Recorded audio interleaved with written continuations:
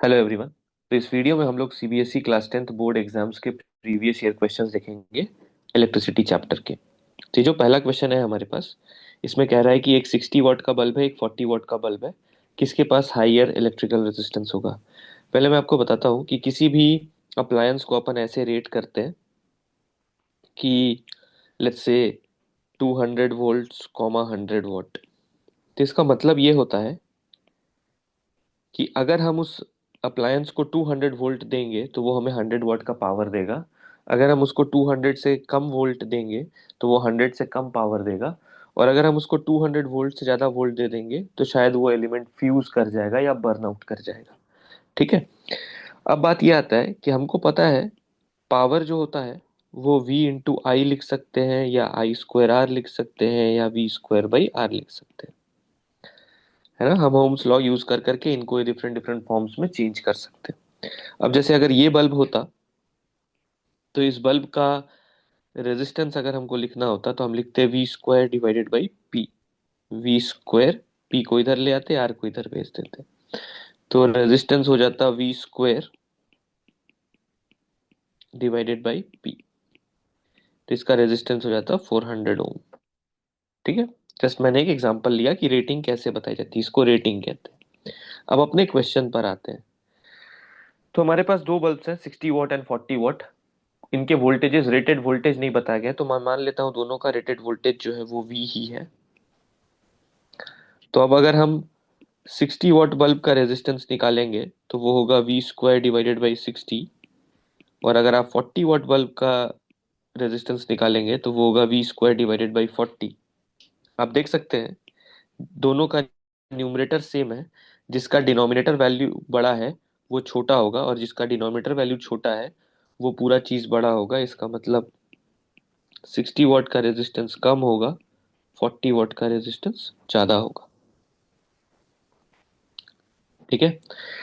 इसी से मिलता जुलता एक क्वेश्चन वो आपसे ऐसा पूछ सकता है कि हमने दो बल्ब लगा दिए, 60 वॉट और 40 वॉट के सीरीज में,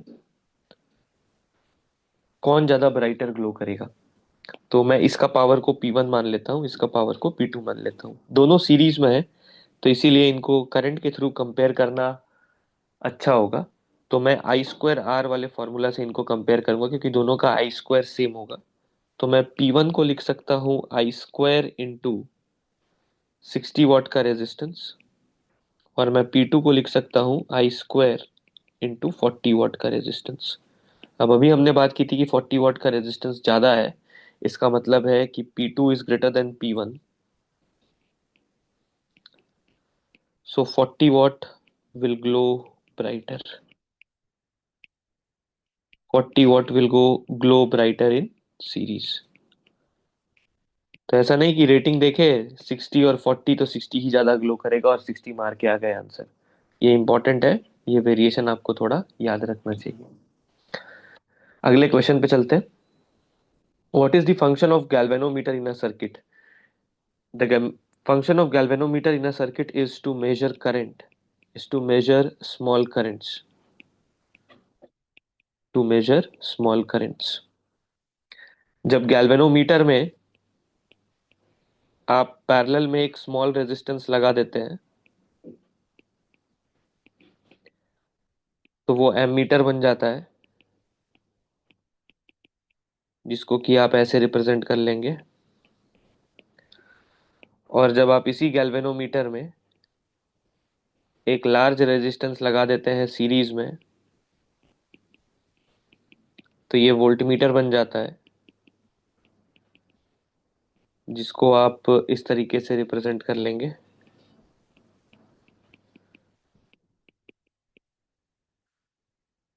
ठीक है। एमीटर जो होता है, it is connected in series with the element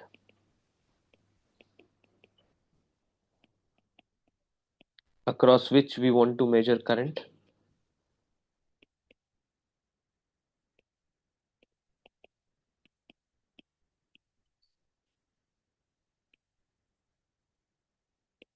and it has very small resistance.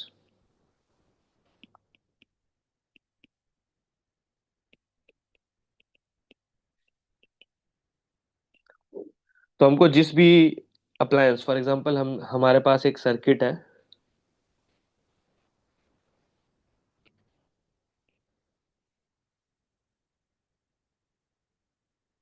और हमें बोला गया कि हमें R1 क्या क्रॉस करंट चाहिए, तो हम R1 के साथ सीरीज में एमीटर लगा देंगे।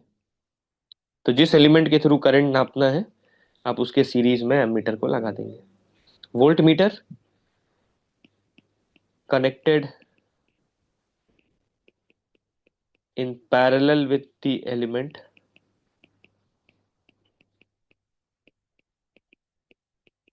across which we want to measure potential difference.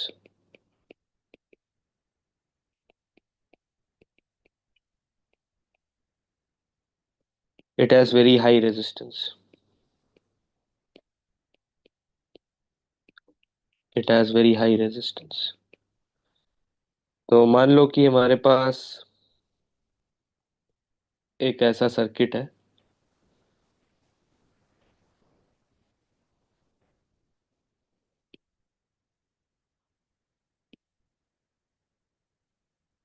और हमें R2 का पोटेंशियल डिफरेंस नापना है, तो हम R2 के पैरेलल में वोल्ट मीटर लगा देंगे और रीडिंग ले लेंगे। This is the meaning of ammeter and volt meter. ठीक है, तो गैल्वेनोमीटर की बात अगर करोगे तो it is a device use to measure very small currents, और उसको हम एमीटर और वोल्ट मीटर में कन्वर्ट कर सकते हैं, जो कि सब्सटेंशियल करंट और सब्सटेंशियल वोल्टेज को नाप सकते हैं। ठीक है। At the time of short circuit the electric current in the circuit. अब शॉर्ट सर्किट होता क्या है, मान लीजिए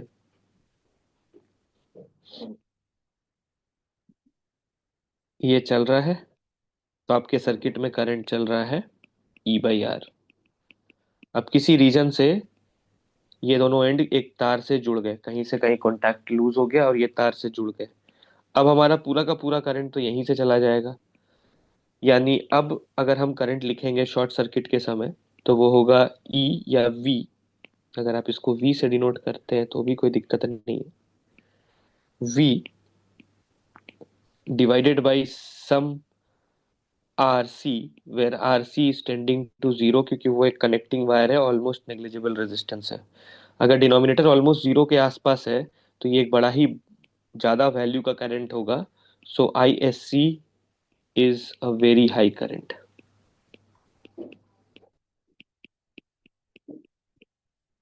सो इट इंक्रीजेस हेविली।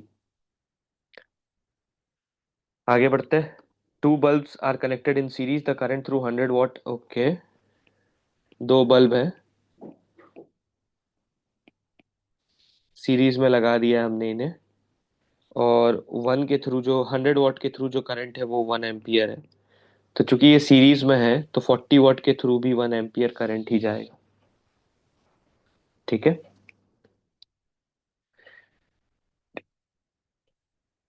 फिर से वही बात है, सीरीज में लगा दिया गया है, एक के थ्रू जितना करंट होगा दूसरे के थ्रू भी उतना ही करंट होगा। तो एग्जैक्टली सेम लॉजिक का सवाल है। हमें पता है सीरीज में करंट सेम रहता है, तो हमने उसी चीज को यूज कर लिया। The resistance of a resistor is reduced to half its initial value if other parameters remain unaltered.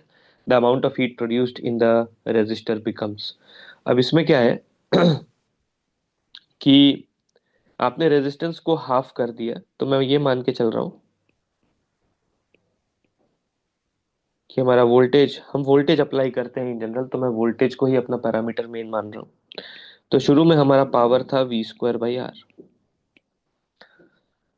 अब हमने रेजिस्टेंस को हाफ कर दिया और हमने बाकी चीज़ों को ऑल्टर नहीं किया, तो हम अभी भी V वोल्टेज दे रहे हैं बट रेजिस्टेंस को हाफ कर दिया। तब हमारा नया पावर जो है वो हो जाएगा V² divided by new resistance. आप देख सकते हैं ये 2 टाइम्स ऑफ P हो जाएगा। इसका मतलब है कि हमारा पावर जो है वो डबल हो गया, 2 टाइम्स हो गया। Why are coils of electric toaster made of alloy rather than pure metal. तो इसके कई रीजन है, एक एक करके देखते हैं। पहला one, they have high electrical resistivity.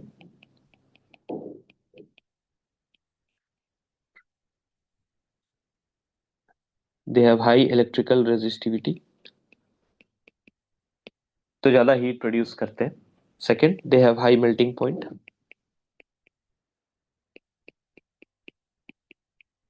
They have high melting point.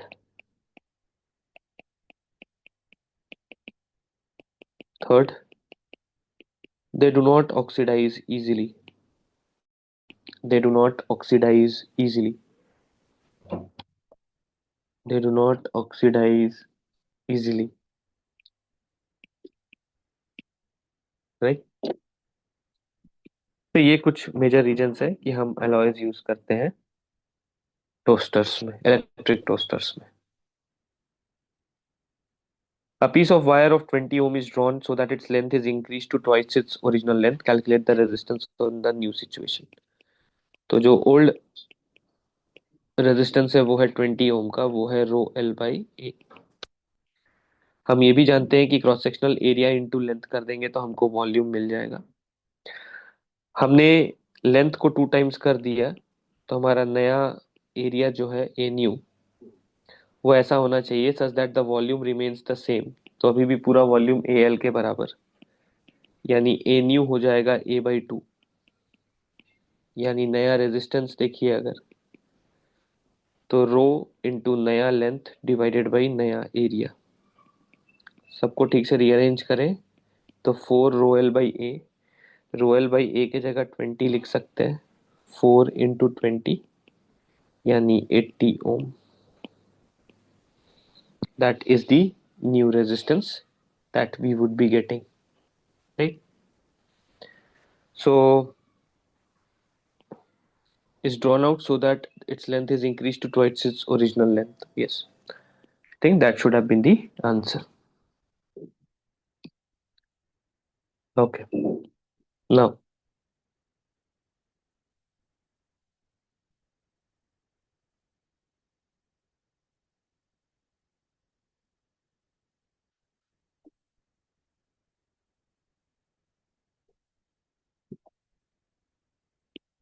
so let us first plot this.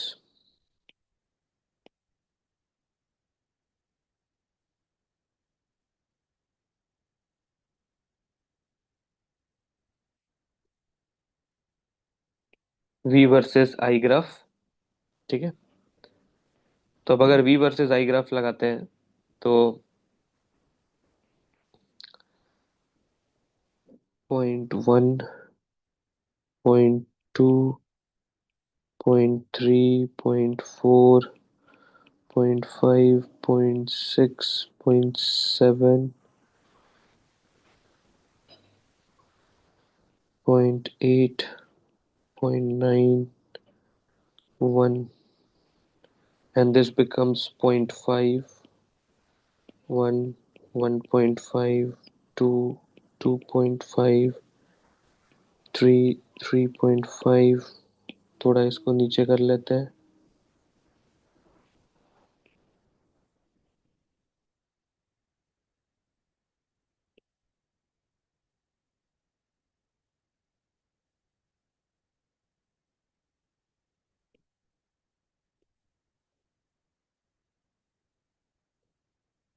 Point 1 से 0.5, ये पहला। 0.2 पे 1, 0.3 पे 1.5,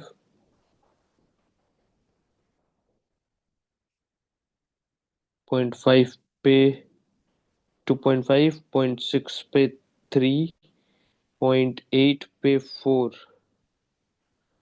और 1 पे 5। अब अगर हम लोग ग्राफ बना ले,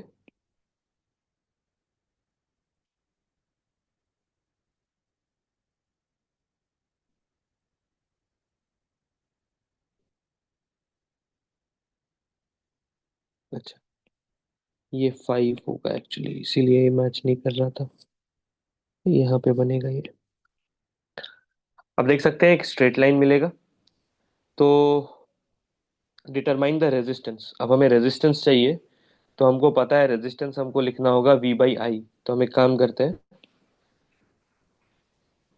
स्लोप कहीं से भी निकाले चलेगा, लेकिन याद रखिएगा अगर आप इस लाइन का स्लोप निकालेंगे तो वो I/V आएगा, जो कि रेजिस्टेंस का उल्टा आएगा। ठीक है। तो अगर आप यहाँ से स्लोप निकालते हैं तो देखिए ध्यान से, कोई भी एक रीडिंग ले लेते हैं। ये 2 है और ये 0.4 है, तो स्लोप हो जाएगा 2//0.4। लेकिन ये 1/r होगा, क्योंकि ये मैं पहले ही बता चुका हूँ, ये I/v है। अब r जो होगा वो होगा 0.4/2, यानी 0.2 ओम्स। 0.2 ओम्स। तो ये एक तरह से ओम्स लॉ का वेरिफिकेशन है। Ohm's law. ठीक है। While studying dependence of potential difference across resistor on the current I passing through it in order to determine the resistance, the student took 5 readings. He got a straight line passing through the origin. What does the straight line signify? The straight line signifies that V by I ratio is constant if parameters remain unchanged. If parameter remains unchanged. Parameter में basically हम temperature से ज़्यादा concern है कि temperature through out the experiment almost same रहना चाहिए उसका। तो हमें यही पता चल रहा है कि ये जो V/I है ये कांस्टेंट है थ्रू आउट द प्रोसेस, और इसी को आगे चल के हम कह सकते हैं कि that constant is nothing but a parameter known as resistance of the material, and that is being termed as Ohm's law. अब इसको करने के लिए कैसे आप कर सकते हैं काम? तो एक रेजिस्टर लीजिए, एक बैटरी लीजिए, एक वेरिएबल रेजिस्टर लीजिए, एक एमीटर लगाइए और एक वोल्ट मीटर लगाइए।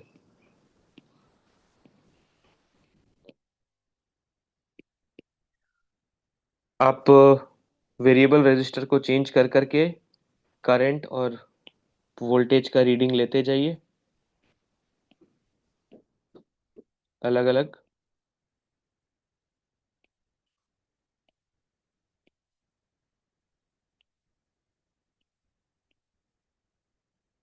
और उसके बाद फिर उसको प्लॉट कर दीजिए।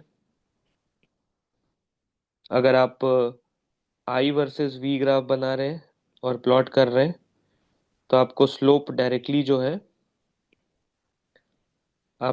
जो है वो रेजिस्टेंस दे देगा। लेकिन अगर आप पिछले सिनारियो जैसा वी वर्सेस आई ग्राफ बनाते हैं तो वी वर्सेस आई ग्राफ का स्लोप जो है वो आपको इनवर्स ऑफ रेजिस्टेंस देगा, तो आपको उल्टा करके रेजिस्टेंस निकालना होगा। ठीक है। और मैं क्यों स्ट्रेस दे रहा हूँ कि ये आई वर्सेस वी ग्राफ होगा, क्योंकि हम एक्स एक्सिस पे जनरली इंडिपेंडेंट वेरिएबल रखते हैं। तो हम सर्किट को ना पोटेंशियल डिफरेंस प्रोवाइड करते हैं और फिर हमें कुछ करंट मिलता है। करंट प्रोवाइड करने से पोटेंशियल डिफरेंस नहीं मिलता है। तो हमेशा इंडिपेंडेंट वेरिएबल एक्स पे रखते हैं और डिपेंडेंट को वाई पे रखते हैं। इसलिए I prefer this format. But अगर आप चाहें तो आप एग्जाम में आई वर्सेस वी को भी प्लॉट कर सकते हैं। बस ध्यान रखिएगा कि आई वर्सेस वी प्लॉट किए हैं तो स्लोप आपको रेजिस्टेंस देगा, V वर्सेस I प्लॉट किए हैं तो स्लोप आपको इनवर्स ऑफ रेजिस्टेंस देगा। That is something which you need to be careful. Next पे आते हैं। What would you suggest to a student if he is performing an experiment and the zero does not coincide with the zero mark on the scale when the circuit is open? आपको पता होगा true value जो होता है वो हमेशा होता है मेजर्ड वैल्यू माइनस एरर। अब अगर आपका मार्क बिहाइंड जीरो है तो आप हमेशा कम मार्क मेजर करेंगे क्योंकि उसको होना चाहिए था यहाँ पे एट जीरो, लेकिन वो जीरो के पीछे से शुरू हो रहा है। तो जब उसको एक्चुअली में मेजर करना चाहिए था लेट्स से 5, तो वो घूम के यहाँ पहुंचेगा और मेजर करके आपको 4 बताएगा। तो measured value in this case is less than true value. तो इस समय जो आपको एरर मिलेगा वो एरर मिलेगा नेगेटिव एरर। ठीक है। तो आप पहले से ही ये डिस्टेंस को मेजर कर लीजिए, ये वाला चीज को, और आप अपने एरर को लिख लीजिए कि मेरा एरर है -E0। और आप जब भी मेजर्ड वैल्यू निकालें तो उस मेजर्ड वैल्यू में इस एरर को साइन के साथ रखते हैं। तो अब आप अपना वैल्यू निकाल लीजिए, यहाँ से आप अपना ट्रू वैल्यू कैलकुलेट कर सकते हैं। अगर वो अहेड ऑफ जीरो है तो पहले से ही कहीं आगे होगा, कुछ रीडिंग लेके बैठा है। अब अगर वो 0 से स्टार्ट होता और इतना घूम के 5 दिखाता, तो अब आगे से स्टार्ट होके घूम के 6 दिखाएगा। तो अब मेजर्ड वैल्यू ट्रू वैल्यू से ज्यादा होगा, तो आपका एरर पॉजिटिव होगा। तो अब जब आप ट्रू वैल्यू निकालिएगा, मान लीजिए आपका एरर कुछ इवन है, तो आप मेजर्ड वैल्यू कुछ निकाल लीजिएगा उस इंस्ट्रूमेंट से, और इस इवन को साइन के साथ रख दीजिएगा। तो अब आप देखिए माइनस करके आपको ट्रू वैल्यू मिल जाएगा। तो चूंकि हमारे पास कोई और ऑप्शन है नहीं, तो हम उसी इंस्ट्रूमेंट को यूज करेंगे। और ऐसे एरर को जीरो एरर बोलते हैं। इसको बोलते हैं negative zero error,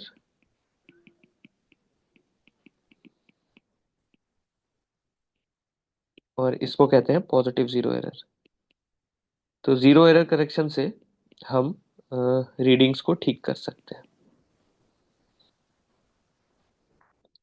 to lamps are there and they are connected in parallel. Draw a circuit to show that. तो देखिए, मैंने आपको बताया था रेटिंग देता है, तो इस बार इन्होंने प्रॉपर रेटिंग दिया है। तो एक बल्ब है,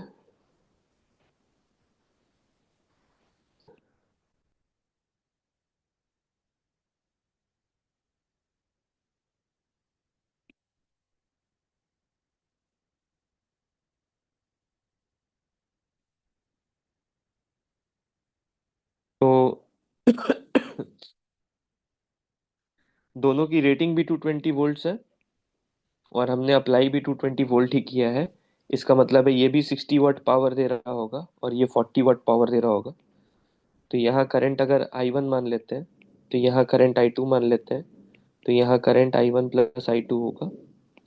क्योंकि दोनों अपना रेटेड पावर दे रहा है, तो हम पावर को लिख सकते हैं वोल्टेज इंटू करंट। याद करो, मैंने बताया था power voltage into current of the element, या V² बाई R, या I²R हो सकता है। तो 60 divided by 220 is equal to I1। So I1 is 3/11 amperes. उसी तरीके से 40 वाट बल्ब जो है, वो 220 इंटू I2 दे रहा होगा। I2 हो जाएगा 40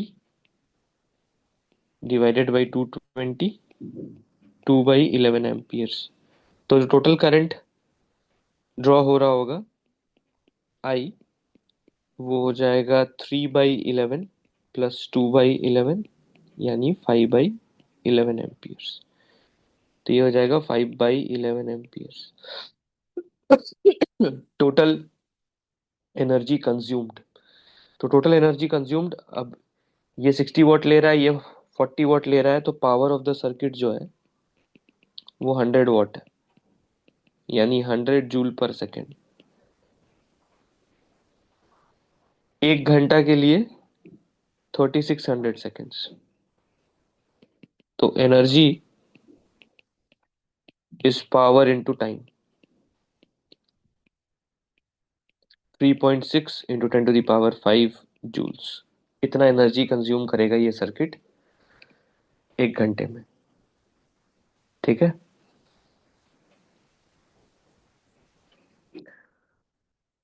Two resistance 5 ohm and 10 ohm are respectively connected to battery. How will you connect the resistance in each case to get minimum current flowing? अगर करंट फ्लोइंग मिनिमम चाहिए, इसका मतलब है रेजिस्टेंस मैक्स चाहिए। रेजिस्टेंस मैक्स चाहिए, इसका मतलब है कि हम रेजिस्टेंस को सीरीज में लगाएंगे। इसका मतलब सर्किट ऐसे दिखेगा।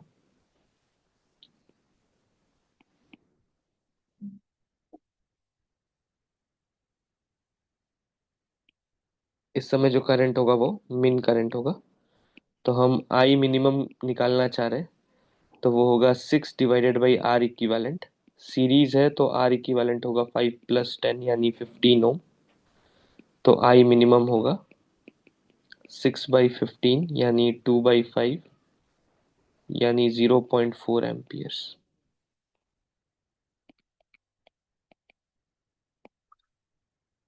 सेकेंड, अगर हमको करंट मैक्स चाहिए, तो R मिन होगा।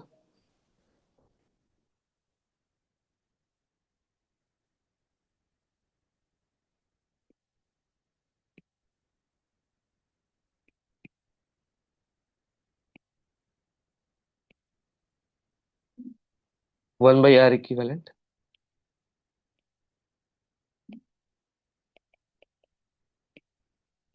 यानी आर इक्विवेलेंट होगा 10/3 ओम। तो आर मैक्स आई मैक्स हो जाएगा 6 डिवाइडेड बाई आर इक्विवेलेंट, यानी ये हो जाएगा 9/5, यानी 1.8 एम्पियर्स। तो अगर आई में मिनिमम करंट चाहिए मतलब मैक्सिमम रेजिस्टेंस चाहिए मतलब सीरीज कनेक्शन, मैक्सिमम करंट चाहिए मतलब मिनिमम रेजिस्टेंस चाहिए मतलब पैरेलल कनेक्शन। ओके।